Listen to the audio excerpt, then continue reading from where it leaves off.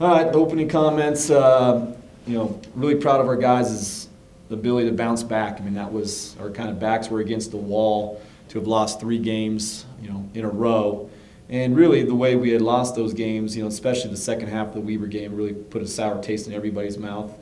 Probably the coaching staff even more so, and really challenged these guys yesterday to take the next step. And especially when you're trying to compete against the better teams and trying to find a way to beat the top teams in the league, which we're right there. We're good enough to beat them, but at the same time we're good enough to get beat if we don't bring the right energy, the right enthusiasm, and the right execution. And I thought our guys today really stepped up in a quick turnaround, even a quicker turnaround for Idaho State. Big Sky, turnaround on Saturdays, having to play 2 o'clock coming from Fargo. That's not easy. And Coach Evans does a heck of a job with his team. Fargo or Grand Forks? Grand Forks, but they have to fly out of Fargo. So okay. one and the same. So it's North Dakota. It's far and not easy to get to.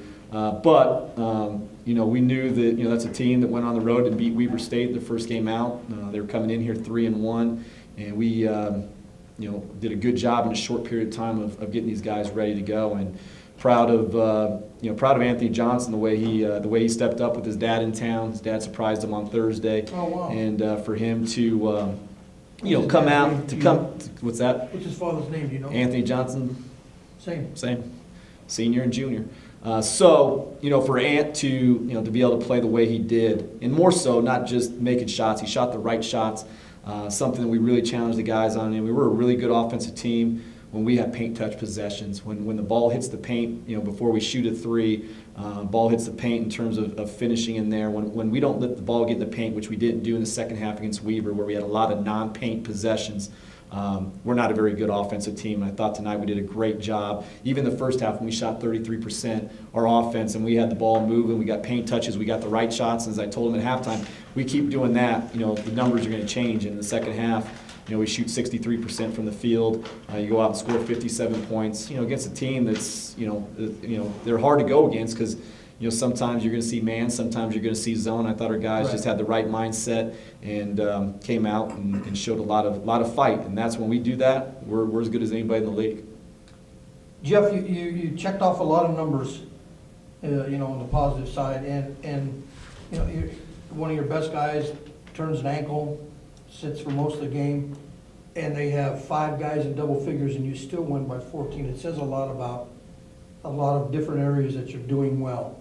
Maybe the defense needed to be a little tougher instead of trading baskets with them, but I think, the free throws, the shooting percentage, and you get 30 from Spike, who really, he talked about not shooting as many threes as he likes, but he's still 12 for 19, and he's got that first step deception. I don't know if I call it speed, but it's deception. No, and he gets that step on somebody, and he's going to the hoop. Yeah, no, he's as talented as there is in terms of with the ball in his hands. I mean, he's really herky-jerky. He just keeps you off balance.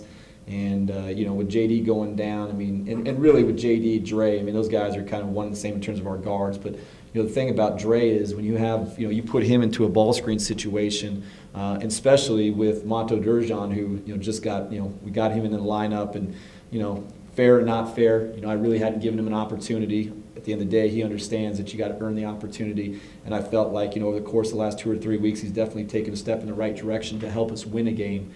Not just be out there. And, he came in and gave us really good minutes, even though he went 2 for 8. I mean, he's a guy that puts a lot of pressure on the defense. When you got a guy like him out there setting that screen, and you got a guy like Dre in the screen, you put the defense in a bind from the get-go. You put them in rotations, and I thought Dre did a really good job of making, maybe it wasn't his pass that led to assists. Maybe, he had 3 assists, but ultimately he probably had 10 or 11 assists from the fact that, he was kind of the hockey assist where, he forced the defense to put 2 on the ball. He got off of it, and then, we were able to attack it off the bounce, or we were getting to that next ball screen or that next side. And so he's a guy that said when he's dialed in, I mean, there's not a better guard in the Big Sky. And we need him to be really good, and along with Jordan. But unfortunately for Jordan, he's been bothered by, some leg issues over the course of the last 2 weeks.